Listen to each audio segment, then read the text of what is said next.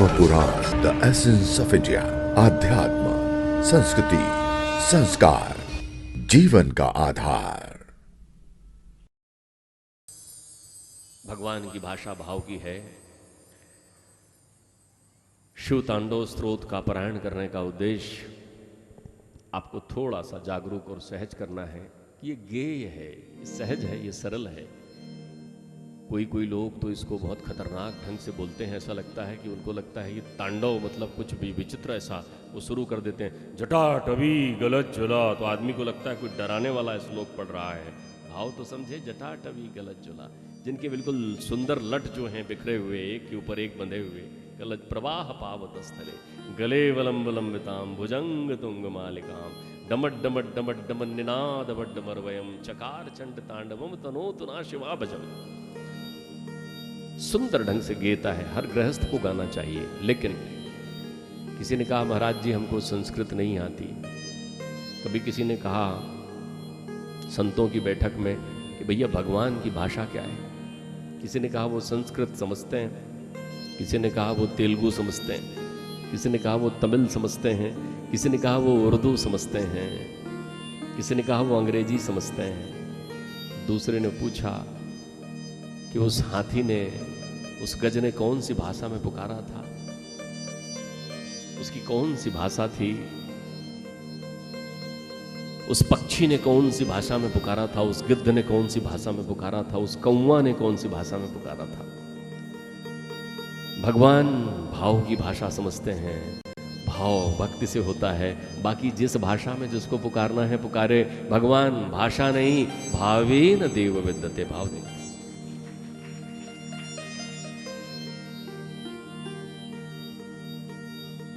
बंधुओं, सती चरित्र के साथ उनके पुत्रों का वर्णन करते हैं। देखिए, सबसे पहले कन्या का वंश बताते हैं, सावधान होकर समझना। सबसे पहले किसके वंश का वर्णन किया? सबसे बड़ा पुत्र है प्रियव्रत, फिर उत्तानपाद, फिर कन्याएं हैं। लेकिन वर्णन करते समय पुत्रों के वंशों का वर्णन नहीं किया, सबसे पहले कन्याओं के वंशों का वर्णन किया। तीनों कन्याओं की वंशावली बताई पहले जमाने में जिनके यहाँ लड़के होते थे तो उनको लोग अड़ोसी पड़ोसी कहते थे, वाह वाह वाह साहब, आपके यहाँ तो बच्चा है बेटा, आपके यहाँ तो चेक है, लड़का है मतलब चेक है। घर घर चेक डिसऑनर हो गए हैं माँ, घर घर चेक डिसऑनर हो गए हैं, दिवालिया हो गए। कोई सेवा नहीं कर रहा है महतारी की, पिताजी को कोई नहीं पूछ रहा है। बैंक में खाते में पैसा ही नहीं है, कुछ अच्छे कर्म सुकर्म जोड़े नहीं, संस्कार नहीं सिखाए। तो बेटे चेक हैं जो डिसऑनर हो सकते हैं, लेकिन बेटियां ड्राफ्ट हैं जो कभी डिसऑनर नहीं होती। वो बहुत सुखी लोग हैं, वो परिवार पूरा परिवार है, बहुत आनंद का परिवार है जिनके आंगन में बेटियां हैं। दोनों कुल का मान बढ़ाती हैं, दोनों कुल का शान बढ़ाती हैं। सदैव बेटियों को आदर करो, बहनों को स्नेह दो। बंधुओं,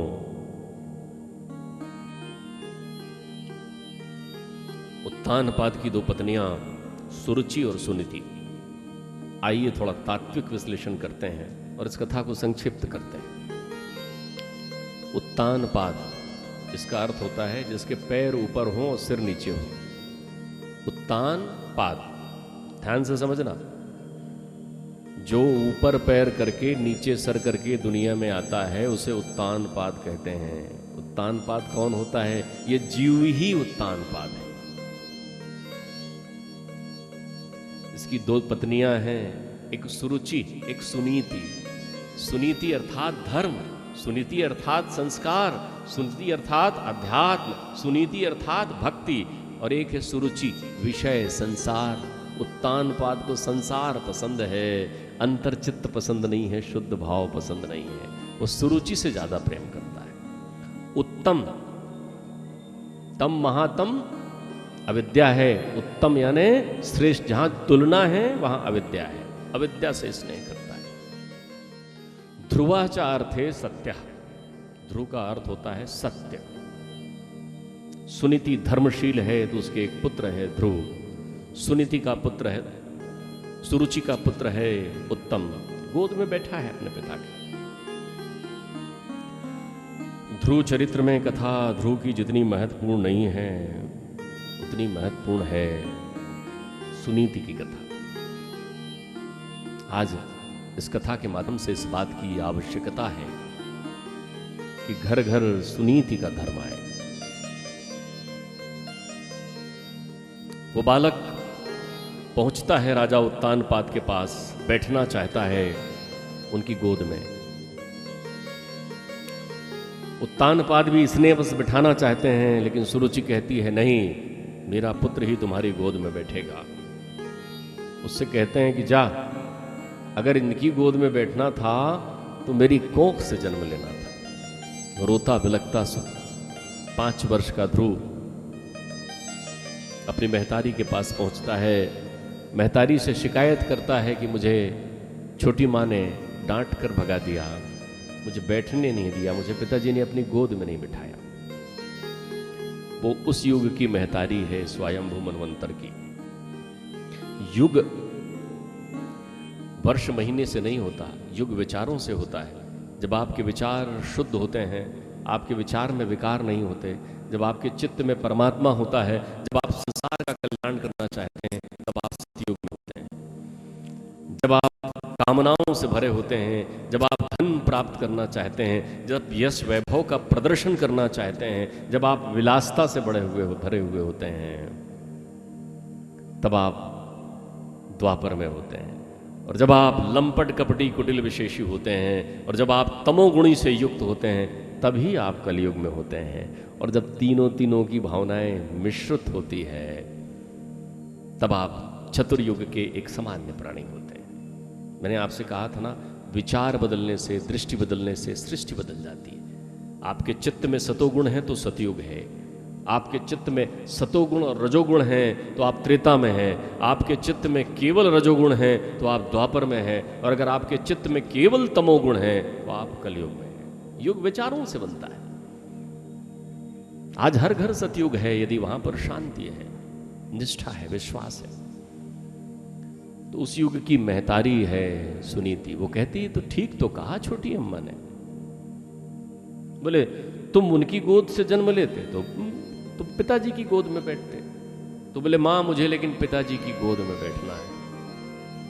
वो कहते हैं इधर आ लल्ला, ध्यान से समझिए। वो कहते हैं तू अपने परदादा की गोद में क्यों नहीं बैठना चाहता? बोले मेरे परदादा कैसे हैं? अरे बोले वो जगत के पिता हैं बेटा, बहुत सुंदर स्वरूपवान। देख तेरे पिताजी हैं ये उत्तानपाद, इनके पिताजी हैं मनु, उनके पिताजी हैं ब्रह्मा जी, और ब्रह्मा जी के पिताजी हैं भगवान श्रीमन नारायण। तो तू श्रीमन नारायण की गोद में बैठ।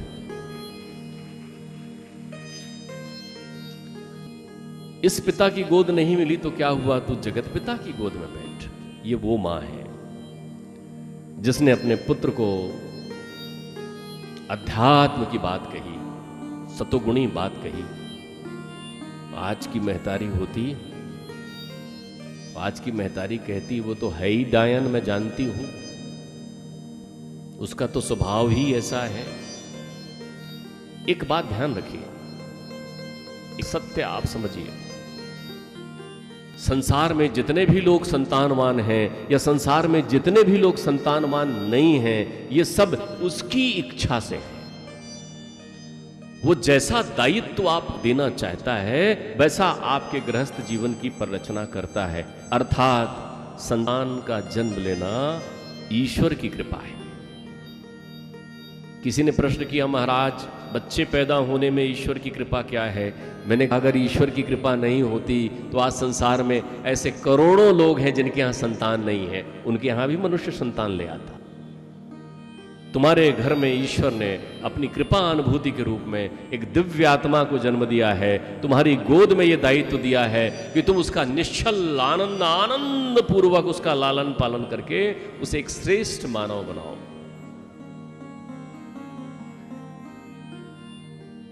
चाणक्य कहते हैं बच्चे का लालन पालन कैसा हो, तो चाणक्य कहते हैं लालयेत पंचवर्षाणि 10 वर्षाणि ताड़येत प्राप्त 16 वर्षा पुत्र मित्रम आचरेत।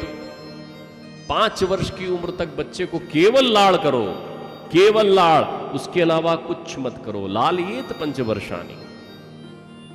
उसे तोतली भाषा में बात कर मां, उसको कंधे में बैठाओ बाबूजी आप, उसके लिए घोड़ा बन जाओ, उसे थोड़ा मिट्टी में खेलने दो। बच्चा चलना शुरू नहीं किया कि उसके पैर में जूता बांध देते हैं। वो इस धरती का स्वाद भी नहीं चख पाता, वो जानता भी नहीं। और डॉक्टर कहते हैं इसका रेजिस्टेंस पावर कमजोर हो गया है, धूल देख के चीखता है। तो तुमने धूल से दोस्ती नहीं करने दी उसको। कागे के भाग बड़े सजनी, हरी हाथ से ले गए हो माखन रोटी। मिट्टी भी खाई है मेरे कन्हैया ने, खेले हैं कूदे हैं।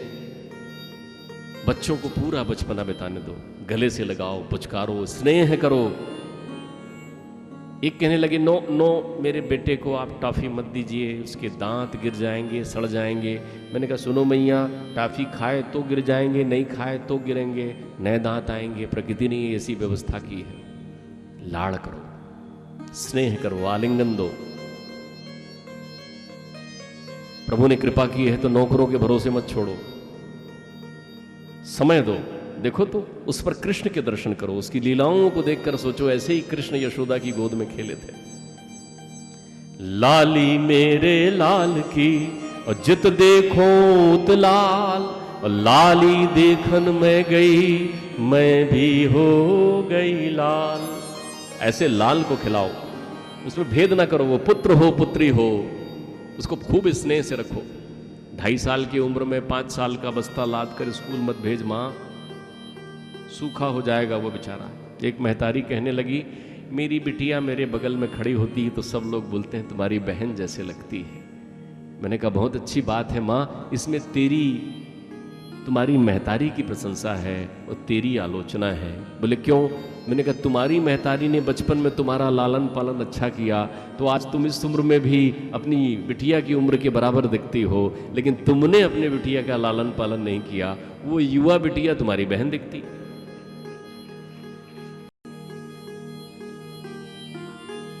कमर झुकाकर खड़े होने वाला युवा आता है, पूरा बाल ही बाल लटका है बाहर, गाल चिपके हुए हैं, यूं खड़ा हो जाता है।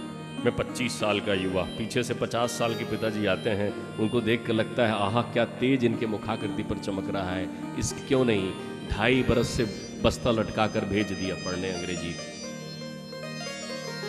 ऐसा नहीं है। लालियेत पंचवर्षाणि, 5 वर्ष की उम्र तक लाड़ करिए।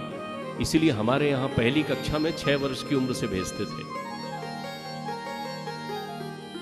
10 वर्षाणि ताड़येत, फिर 5 वर्ष का जब हो जाए उससे लेकर 10 वर्ष तक ताड़येत, शिक्षा में रखिए, अनुशासन में रखिए।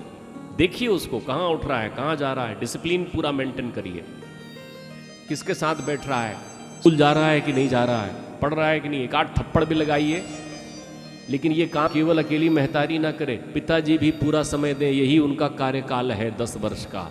अगर 10 वर्ष के बीच में उन्होंने अपने पुत्र पुत्रियों पर ध्यान दे दिया तो फिर जीवन संभल गया।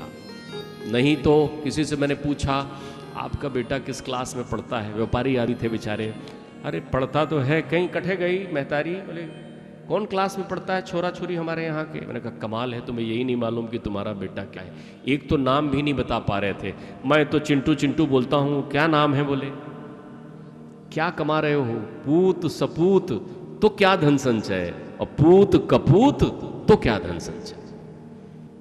सपूत होगा ना तो तेरे घर में कमा कर रख देगा, चारों तरफ घर को आगे बढ़ा देगा, और कपूत होगा तो जितना कमा के रख रहा है तू तो चला जाएगा, तिजोरी वही खाली करेगा। देख 10 वर्ष की उम्र तक खुद भी देख, और किसी शिकायत करे ना कि भैया तुम्हारा बच्चा पान वाले की दुकान के पास खड़ा होकर बीड़ी पी रहा था, तो तुरंत उसको अधिकार दीजिए कि 1 थप्पड़ लगाओ आप, तो घर आए तो खुद भी 1 थप्पड़ लगाइए। आप समझिए बात को, पुराने ज़माने में यही होता था। अब तो हमारे घर में चाचा चाची, मामा मामी, फूफा फूफी, ये सब कहानियां हो गए, लोगों के यहाँ है नहीं है। और पड़ोसी शिकायत करने आ जाए तो उससे लड़ने लगते हैं। अपना घर देखिए भैया, हमको क्यों शिकायत कर रहे हो, कमाल है। अनुशासन में रखिए। 10 वर्षाणि ताड़येत, फिर प्राप्त 16 वर्षा, 16 वर्ष का हो जाए, पुत्र मित्रम आचरेतु, उसको मित्र बना लीजिए। फिर उससे बड़ी आत्मीयता से बात करिए। बिटिया है तो महतारी अपनी सहेली बना ले, बेटा है तो पिताजी अपने मित्र बना ले। पूछें तो 18-20 साल के लड़के को 4 लोगों के बीच थप्पड़ जब एक पिता ने मारा तो पुत्र ने कहा, देखो पिताजी संभल कर, 4 लोगों के बीच गाली मत दिया करो, थप्पड़ मत मारा करो, ठीक नहीं होगा।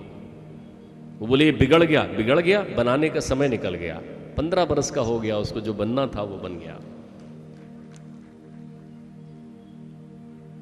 बंधुओं, सुनीति संस्कार दे रही है ध्रुव को, कह रही है जा जगत पिता के गोद में बैठ। चित्त में शुद्धि आई, प्रभु की कृपा जागृत हुई, ध्रुव निकले, मन में तन्मयता है मिलने के लिए, लगन है उस 5 वर्ष के बच्चे में। जैसे ही ध्रुव निकले, नारद की कृपा हो गई। जब ऐसा शिष्य हो तो गुरु स्वयं प्रकट होता है। नारद जी ने कहा, कहाँ जा रहे हो? बोले मधुबन जा रहा हूं। बोले क्यों जा रहे हो? बोले मुझे ठाकुर जी की गोद में बैठना है। बोले ठाकुर जी को कभी देखा है? बोले नहीं। बोले वहाँ तो जंगल है। बोले हाँ। बोले वो शेर चीता मिलते हैं। बोले वो क्या करते हैं? बोले वो खा जाते हैं। बोले अच्छा किसको? बोले आदमियों को। बोले ठीक है। बोले तुम्हें डर नहीं है? बोले नहीं। बोले क्यों? बोले मैं उनका भोजन बन जाऊं, इससे बड़ा मेरा सौभाग्य क्या होगा। मुझे तो चारों तरफ ठाकुर जी दिखते हैं, शेर में भी ठाकुर जी दिखते हैं, चीते में भी ठाकुर जी दिखते हैं। नारद जी प्रसन्न होते हैं बाल भक्ति से और बिना मांगे गुरु मंत्र देते हैं। बच्चे को कहते हैं सुनो, बड़े सुंदर छबीले हैं वो, बड़े प्यारे से हैं वो, मोहक हैं वो।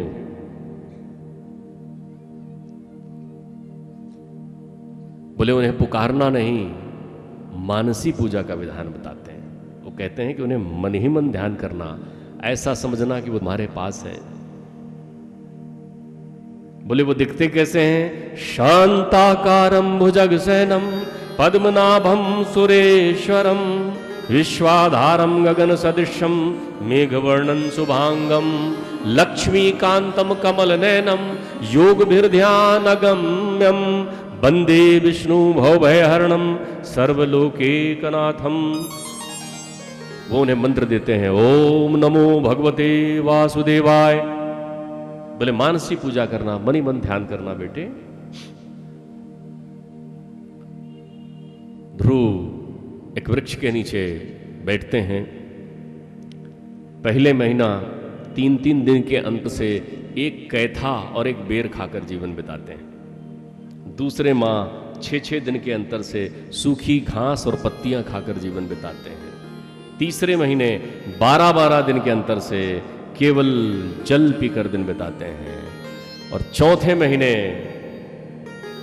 वायु को भी जीत लेते हैं। 5वें महीने एकाग्र भाव से होकर वायु का भी त्याग कर देते हैं। ओम नमो भगवते वासुदेव का जाप करते हैं। एक पैर के अंगूठे से खड़े हो जाते हैं। पूरा त्रिलोक थम जाता है, प्रभु का आसन डोलता है। मेरे प्रभु गरुड़ारूढ़ होकर पहुंचते हैं। अचानक ध्रुव देखते हैं कि जो मेरे अंतरचित्त में दिखाई पड़ रहे थे वो अंतरचित्त से कहाँ चले गए हैं। आंख खोलते हैं तो वो बाहर दिखाई पड़ते हैं। प्रभु उनका स्पर्श करते हैं, उन्हें अपने गोद में बिठाते हैं और गोद में बिठाकर शंख का स्पर्श करते हैं उनके गालों में। और वो विद्युता से प्रभु की आराधना करने लगते हैं। वो कहते हैं प्रभु मैं जान गया हूँ, जैसे गाय अपने बछड़े को देखती है, जंगली जानवरों से बचाती है, वैसे तुम पल पल घट घट हर क्षण अपने भक्तों का कल्याण कर रहे हो। प्रभु कहते हैं बोल क्या चाहिए ध्रुव?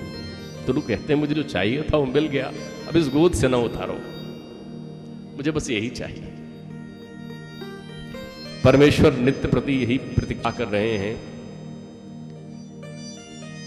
कि मेरा ये प्रिय भक्त, मेरी ये दिव्य आत्मा कभी मेरी ओर देखे एक कनखियों से। हमारे पास फुर्सत नहीं है, तुम एक कदम चलो, मेरे ठाकुर जी 1000 कदम चलकर तुम्हारे पास आएंगे। प्रभु ध्रुव को अटल पद देते हैं। वो कहते हैं ये सूर्य रश्मियां राशियां ज्योतिष नक्षत्रे तेरी परिक्रमा करेंगे, तुम सत्य का प्रतीक बनोगे, संसार में 36,000 वर्ष तक राज करो, फिर तुम अपने ध्रुव लोक को आना। ध्रुव पहुंचकर नगर का राज्य अपने भाई उत्तम को देते हैं। और ग्राम का राज्य स्वयं संभालते हैं। ध्रुव ने गौड़ ज्ञान प्राप्त किया था। गौड़ गौड़ एसु सर्वेषु भूतेषु गूढ़ात्मा न प्रकाशते। इसी गौड़ ज्ञान कालांतर में इस वंश लोग गौड़ कहते हैं। गौड़ से गौड़ बना है। एकम साख्यम योग्यम च। 36,000 वर्ष तक इस पृथ्वी का शासन संभाला और मैया गंगा के तट पर ध्यानस्थ हो गए। मैया गंगा ने देखा परम ध्रुव आए हैं तट पर, खूब उछलने लगेगा मैया। ध्रुव करने लगे, बोले गंगा मैया प्रकट हुई, बोले कैसे चले महाराज? अरे मैया तुम बहुत शोक करती हो, मेरा ध्यान नहीं रमता।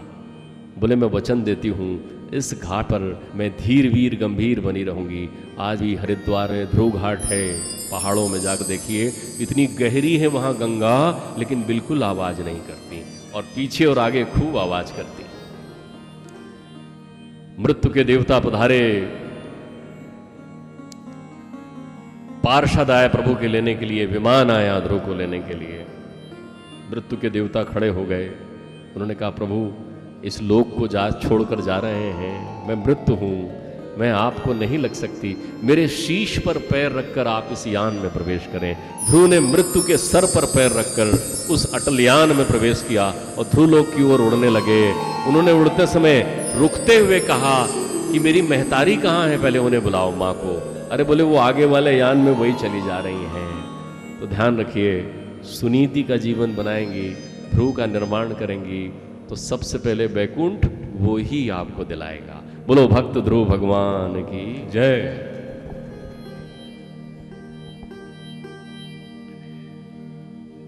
प्रियव्रत चरित्र का वर्णन करते हैं।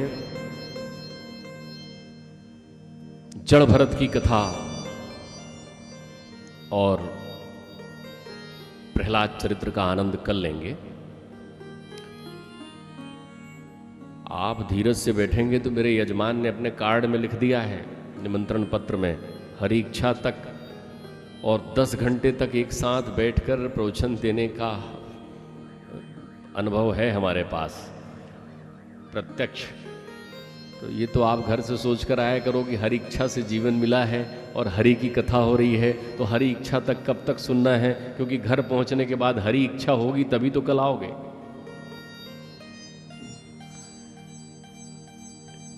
ध्रुव के वंश में ही चाक्षुष हुए जो मनवंतर के अधिपति हुए। इसी चाक्षुष के वंश में राजा अंग हुए, प्रतापी राजा। उनके पुत्र वेन हुए जो दुराचारी थे, उनकी पत्नी सुनीति थी। वेन स्वयं को ईश्वर मानकर अपनी पूजा कराना चाहते थे, विप्रों का अपमान करते थे। विप्रों ने हुंकार मात्र से उन्हें भस्म कर दिया, शापित कर दिया। सुनीति के कहने पर उनके अंग को मथा गया और उनके अंग से भगवान पृथु और लक्ष्मी स्वरूपा अर्ची प्रकट हुई। बोलिए भगवान पृथु की। पृथु ने ही इस पृथ्वी का दोहन किया, सचराचर सृष्टि, नगर, कस्बे, गांव, सड़क, पहाड़, तालाब, कुआं, बावड़ी, इन सब का निर्माण पृथु ने ही किया। पृथु से पूजित होने के कारण ही इस धरा को पृथ्वी कहा गया। उन्होंने 100 अश्वमेध यज्ञ किए। उनके पुत्र ने इंद्र के पाखंड को भंग किया, विजुताश्व कहलाए। पृथु के वंश में ही अंतर्ध्यान हविर्ध्यान हुए और इन्हीं के वंश में ही बर्हिष्पद हुए, प्राचीन बर्ही। उन्होंने इतने यज्ञ किए कि यज्ञ की कुशाओं से कई पहाड़ बन गए। जब प्रभु ने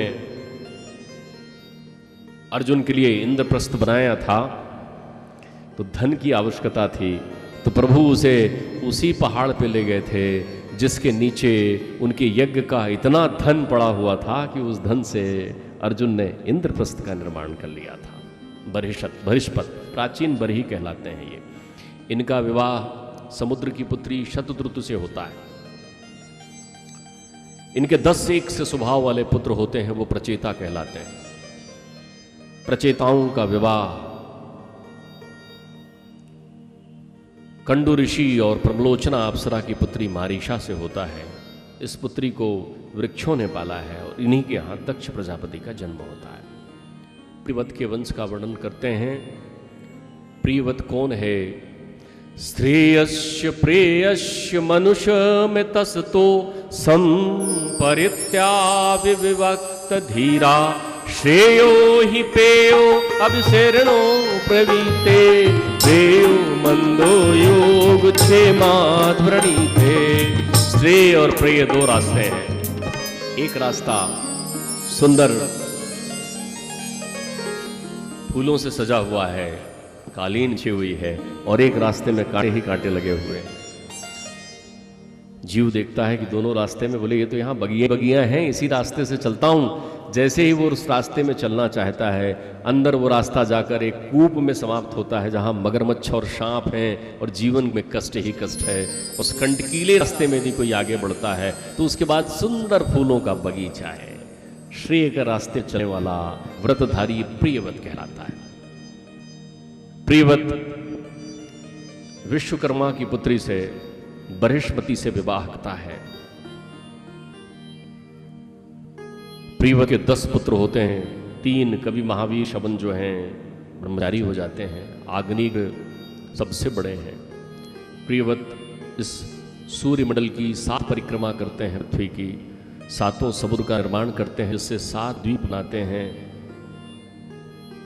जम्बू, प्लश, शालमली, कुश, कौच, पुष्कर, इन 7 द्वीपों के अधिपति 7 पुत्रों को बनाते हैं। प्रियव्रत की एक अन्य रानी से उत्तम, तामस और रैवत 3 पुत्र होते हैं। वो तीनों मनवंतर के अधिपति होते हैं। आग्नेयग्र के 9 पुत्र होते हैं। 9 पुत्रों में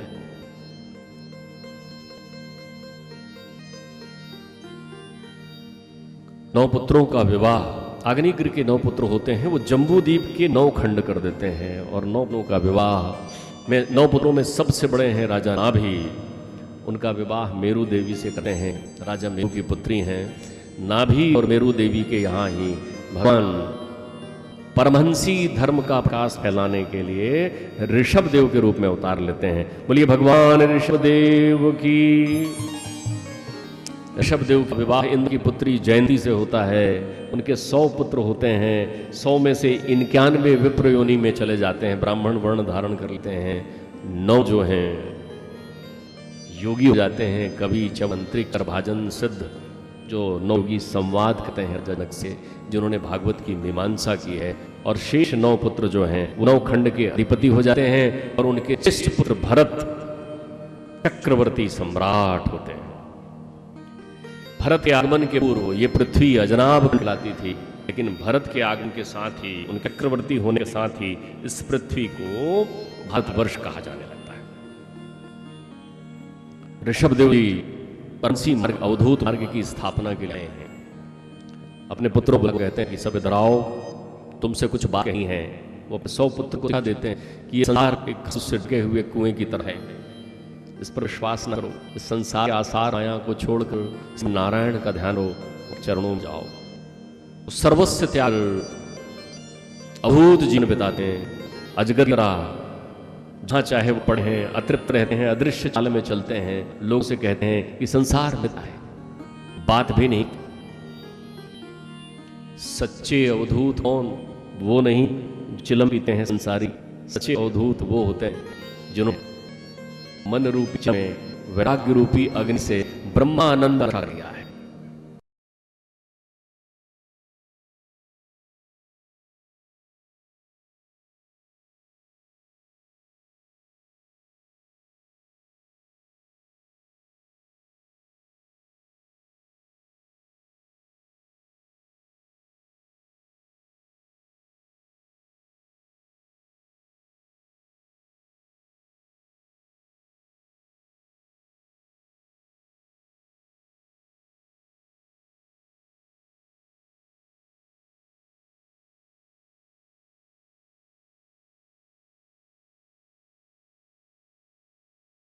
मन रूपी जलम में वैराग्य की अग्नि से ब्रह्मांड का रक्षा कर लिया है।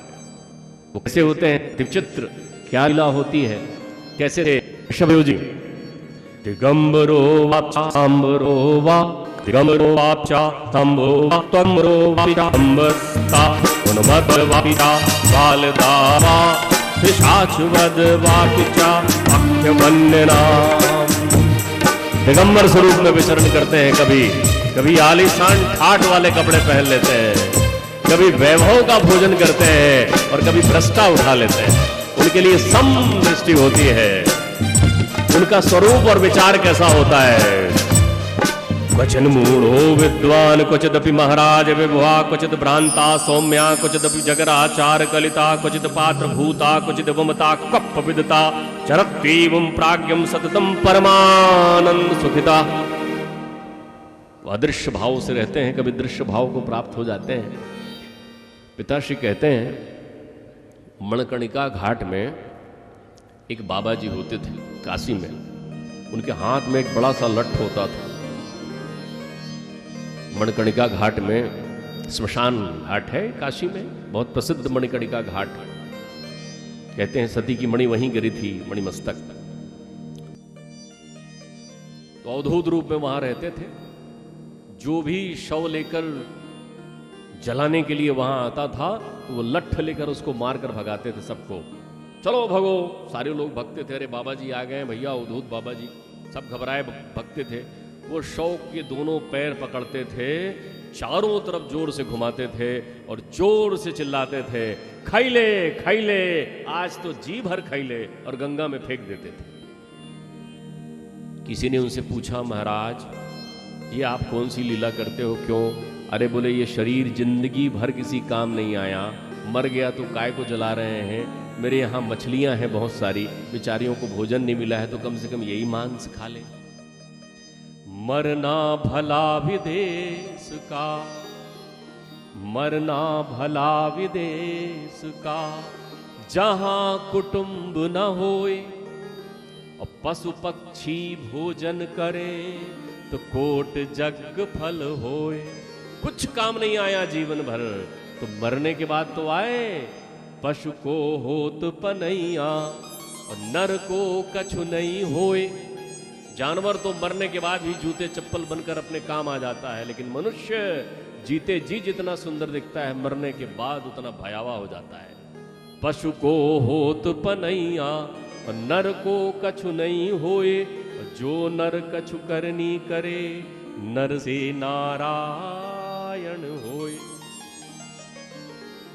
कुटकाचल पर्वत पर दावाग्नि में प्रवेश करते हैं ऋषभदेव जी। भरत उनके ज्येष्ठ पुत्र हैं। भरत की सुमति आदि 4-5 पुत्र होते हैं। राज्य उनको सौंपकर पुला क्षेत्र में आते हैं। गंडकी नदी पर तप करते हैं और गंडकी नदी में तप करते हुए उस नदी के जल में एक बार उनकी मुलाकात एक शावक से हो जाती है। एक गर्भवती हिरणी ने छलांग लगाई है नदी में और गर्भपात हो गया है। बहता हुआ वो शावक उस राज ऋषि के पास आ गया। वो देखते हैं, आहा कितना सुंदर मृग का बच्चा। आप समझें, पात्र सभी बिल्कुल अनुरूप हैं। उदाहरण में मृगी रखा है, मृग तृष्णा में फंसे हुए हम हैं। ध्यान रखिए, बहुत सुंदर, बड़े सारांश में मैं आपको ये बात कहता हूं।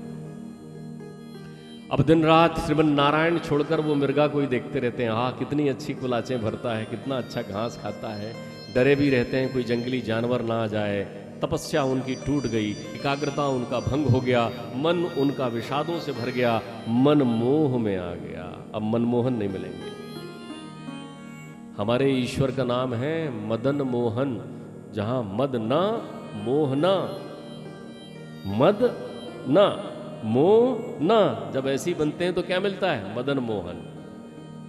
मोहना मोहन, बोले मोहन मिल नहीं रहा है। मोह मूल बहुसूल प्रद त्यागं तम अभिमान भजेहु राम रघुनायक कृपा सिंधु भगवान। मोह छोड़ फंस गए राजऋषि भरत। अंतिम समय में मृत्यु आई है, देख रहे हैं मृगा ऊपर है।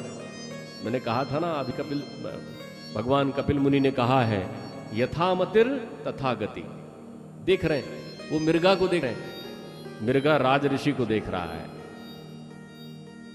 मृगा ऋषि को देख रहा है, राजा को, और राजा मृग को देख रहा है। तो अगले जन्म में मन जैसा था, राजा मृगा बन जाता है और वो मृगा सिंधु सौवीर देश का राजा रहुगण हो जाता है।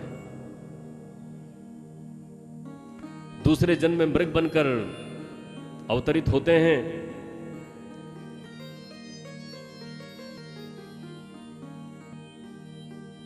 लेकिन उन्हें स्मृति है, उन्हें मान है। कलिंजर पर्वत ऋणी, ये चित्रकूट के पास है कलिंजर पर्वत, वहीं अवतरित होते हैं मृगा बनकर। वहां से गंडकी नदी में जाते हैं, फिर से वहां जाकर फिर जल में आराधना करते हुए मृग का शरीर त्यागते हैं और अगले जन्म में अंगिरस गोत्र की ब्राह्मण के यहाँ दिव्य शरीर लेकर, विशाल शरीर लेकर, ऊंचा कद, सुंदर स्वरूप लेकर जन्म लेते हैं। लेकिन इस बार पुनर्जन्म की स्मृतियां हैं, उन्होंने सोच लिया है न किसी से बोलना है, न किसी चक्कर में पड़ना है, न माया मोह पालना है, चुप रहते हैं। सब उनको कहते हैं तो जड़ है, जड़ है, जिसको आप मूर्ख कहते हैं, जिसको मूर्ख कहते हैं, तो उनका नाम हो जाता है जड़ भरत। जो बुलाता, जैसा कहता, वो सबका सुनते, सबका करते, किसी से विरोध नहीं करते थे। मानसी पूजा करते हुए श्रवण नारायण का जाप करते रहते थे। एक दिन एक डाकू के मन में भावना हुई कि काली मैया को प्रसन्न करने के लिए नर बलि दे दी जाए। लोगों से कहा कोई आदमी ढूंढो, बोले जड़ भरत को ले आते हैं। जड़ भरत को कहा भैया चलो, बोले क्यों, बोले तुम्हारी बलि देना है। बोले किसके सामने, बोले मैया के सामने। अच्छा मैया बलि लेगी मेरी, चलो मैया से मिलते हैं। आ जाते हैं, मैया के सामने हाथ जोड़ते हैं। महिषग्ने महामाए चामुंडे मुंड मालनी काम चित्तम देही धेम में ब्रह्मचारिणी। प्रणाम करने शीश झुकाते हैं। खड़ग का प्रहार करना चाहता है वो दस्यु, तो मेरी मैया मूर्ति फाड़ कर निकलती है और खड़ग छीनकर दस्यु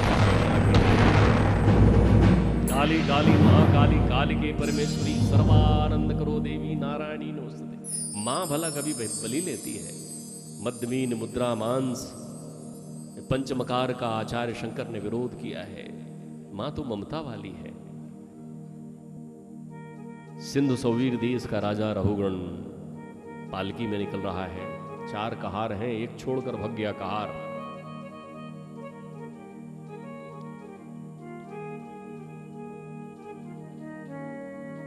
आसपास देखा तो एक विशाल आदमी बैठा हुआ है। राजा ने कहा उसको ही बुला लो। बोले तुम कहार बनोगे? बोले बिल्कुल बन जाऊंगा। उठाते हैं, ऊंचे हैं तो डोली थोड़ा नीचे हो जाती है। चलते हैं तो देखकर चलते हैं कि कहीं कोई जीव ना पैरों के नीचे आ जाए। नजर पड़ती है कि खांड को देखकर चींटियों का एक दल चला रहा है। वो सोचते हैं आहा कितना अच्छा है, पूरा परिवार एक के पीछे एक खांड का, खांड को उठाकर चला रहा है, गुड़ को। वो उससे बचने अपना पैर उठाते हैं ताकि वो ना दब जाए। सर में लगती है डोली तो कहते हैं क्यों, इतना वजन शरीर का है, ढोता है क्या, भार लिए हुए है क्या, चलता नहीं क्या? आज जड़ बोलेगा चेतन को तो चेतन जड़ हो जाएगा। जड़ भरत कहते हैं त्वयोदितम व्यक्तम विप्रम लब्धम भर्तु यस्मे साति वीर भारा गंतुर यदि स्यात् अधिक्यम मध्वा पीवेति राशो नाविदा प्रवाद। तुमने ठीक कहा, भार है ढोने के लिए, शरीर है चलने के लिए, लेकिन मैं न तो भार हूं न चलने वाला, मैं तो साक्षी मात्र हूं, बैठा हूं, करता नहीं हूं, अकर्ता हूं, मैं तो दिव्य आत्मा हूं। कूद पड़ते हैं। आज फिर मिल गए पूर्व जन्म के हिरण अपने राज ऋषि से। बोलते हैं तुम्हें ही ढूंढ रहा था, तुमसे आत्म तत्व का उपदेश सुनना था। मानसिक संभाषण होता है, संत कथाते हैं। सिंधु सौवीर देश के राजा को आत्मज्ञान का उपदेश देते हैं जड़ भरत। जड़ भरत कहते हैं हे राजन, इस डोली की नहीं उस डोली की चिंता करो जिस डोली को बिना मुहूर्त बिना बताए कभी भी किसी भी पल तुम्हारे आना है। हम हर चीज का मुहूर्त देखते हैं, दुकान खोलने का, मकान में प्रवेश का, हर तैयारी अपने पास हमेशा हैं। एक कहता है साहब जब बार बार जाना पड़ता है, मेरे घर में तो सूटकेस हमेशा ही जमा रहता है कि पता नहीं कब बम्बई कलकत्ता लंदन जाना पड़े। मैंने उससे पूछा क्यों, अपने घर जाने की तैयारी कर ली है क्या? बोले घर तो मैं ही रहता हूँ। मैं कहा है ये तेरा नहीं है, जब वहां से बुलावा आ जाएगा। कश्ती उम्रे रवां सवार बैठे हो, सवार खाक बेअख्तियार बैठे हो, बिना चिट्ठी पत्री के भाव आएगा, उसकी तैयारी है। मन भाव है, विरक्त भाव से आस कहते हो, जानते हो कि ये मेरा बसेरा नहीं है। अरे बोले साहब बड़े डॉक्टर बैठे हुए हैं, इंजेक्शन दवा लगाएंगे। मैंने कहा अच्छा, इंजेक्शन लगाने से तुम शरीर को अजर अमर बना लोगे? उन हकीमों से तो जाकर पूछ लो, उन हकीमों से तो जाकर पूछ लो, जिनका दावा था किताबें खोल कर। उन हकीमों से तो जाकर पूछ लो, जिनका दावा किताबें खोल कर। उन हकीमों से तो जाकर पूछ लो, जिनका दावा था किताबें खोल कर। यह हवा हरगिज न खाली आएगी, फिर मुहर ही उठा ली जाएगी। जब तेरी कोई निकाली आएगी, फिर मौत ही उठाई जाएगी।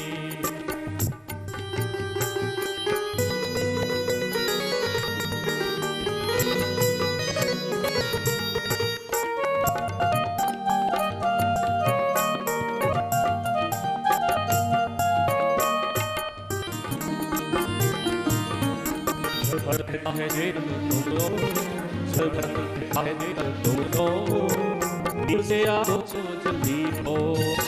जड़ भर रहता है तुम लो, नींद से आओ तो जल्दी हो। आत्मा बन जाएगी, आत्मा बन जाएगी, जब तेरी कोई निकाली आएगी। पूरी झोली निकाली आई, फिर मुहर ही खाली ये सच्चा बात है। आप बचे हैं और से श्रवण का लाभ ले रहे हैं। नंद में सुजी कृष्ण बना है परिचित हो योगी शिव था। आज बड़ा आनंद से अवरत आपने भावजीव से कार्य करना है।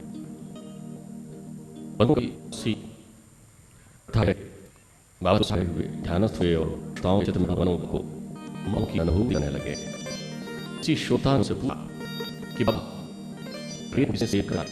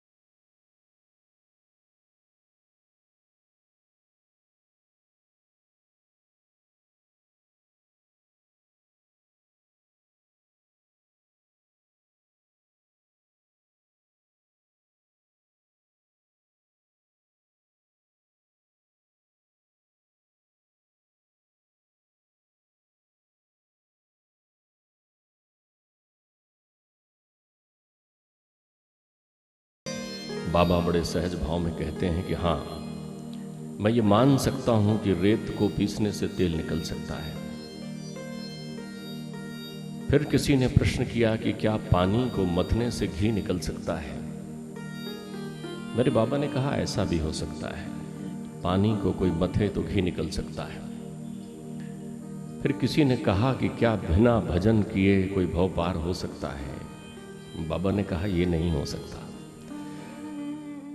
बारी मथे घृत होई बरु और सिकता ते बरुते बिन हरि भजन न भव तरि हैं यह सिद्धांत अपे। दूसरे क्रम की भक्ति है। मैया सबरी बता गई है, प्रहलाद कह गए हैं श्रवणम कीर्तनम विष्णु। संकीर्तन करने से चित्त की एकाग्रता होती है। अब तो ये विज्ञान भी कहता है कि ताली बजाने और मुस्कुराने से हमारे शरीर में ग्लोबिन बढ़ता है, हमारे तनाव कम होते हैं। आजकल आधुनिक युग में तो बहुत सारे लोगों ने संस्था हैं,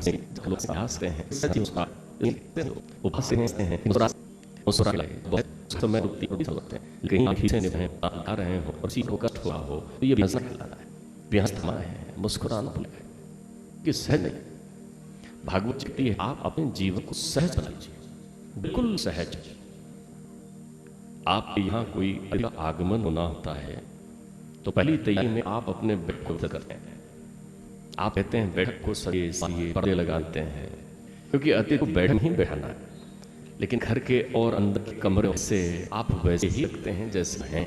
और अगर आने वाले अतिथि की इच्छा हो जाए कि आपका घर देखना है, कहीं कक्ष चलना है, आप संकट में होते हैं कि आहा वहां तो सब उल्टी धरा है, कैसे इन्हें प्रवेश लाऊं। आपके जीवन में ये दोहरापन आपको असहज बनाता है। अच्छा हो कि आप जैसा हैं वैसा ही स्वागत करिए, या अपने रहने का ढंग बदल लीजिए ताकि आप रहने के ढंग में अनुशासन और व्यवस्था आ जाए।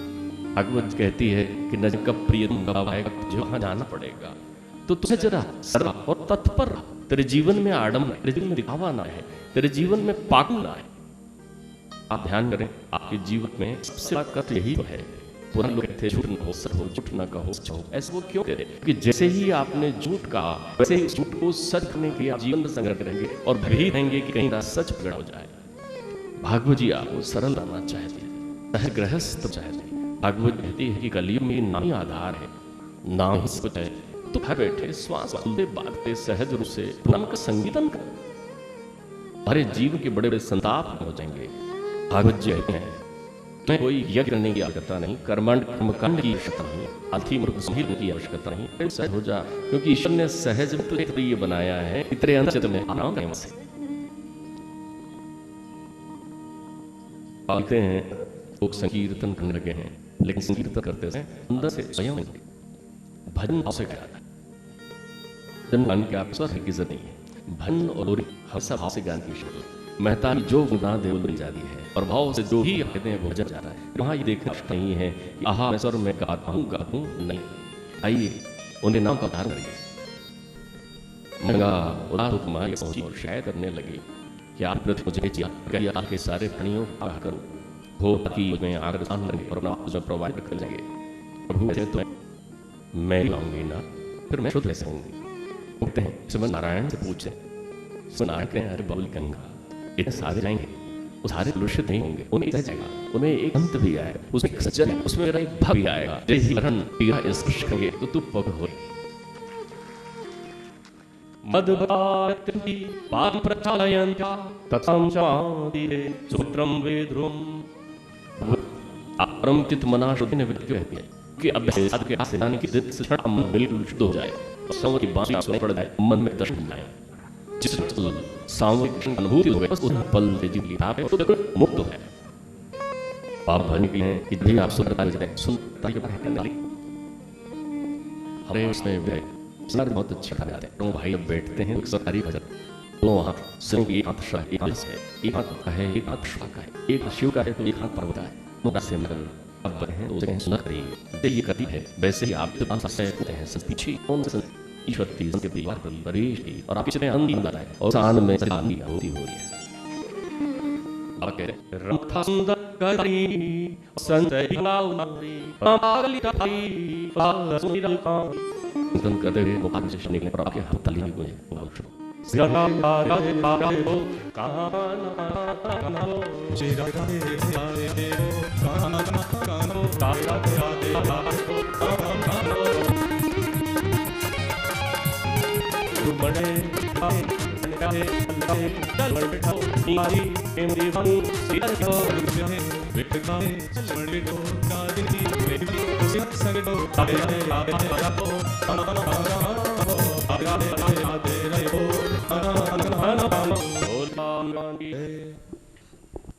रे ओ महाराज प्राचीन विधि का उल्लेख भागवत के अनुसार में किया था।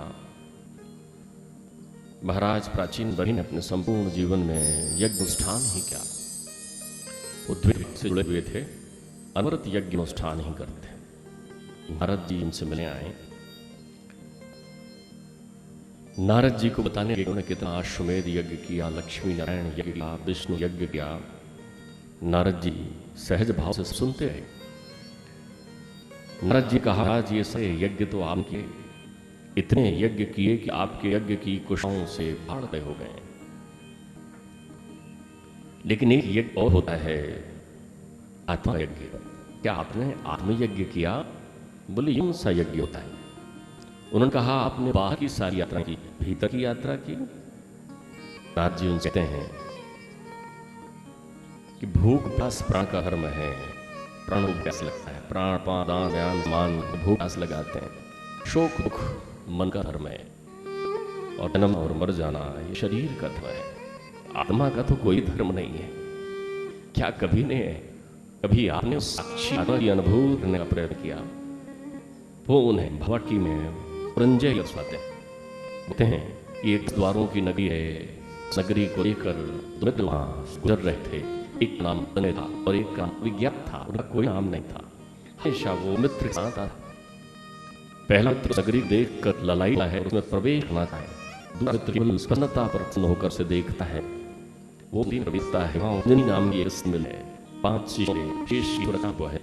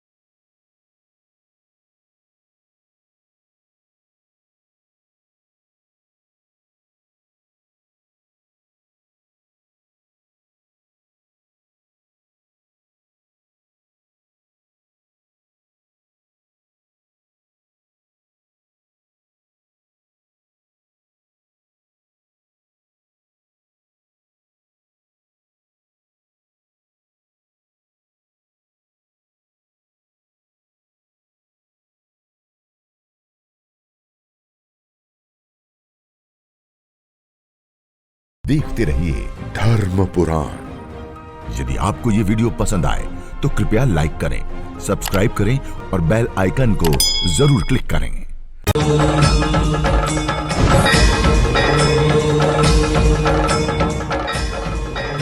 धर्म पुराण, द एसेंस ऑफ इंडिया। आध्यात्म, संस्कृति, संस्कार, जीवन का आधार।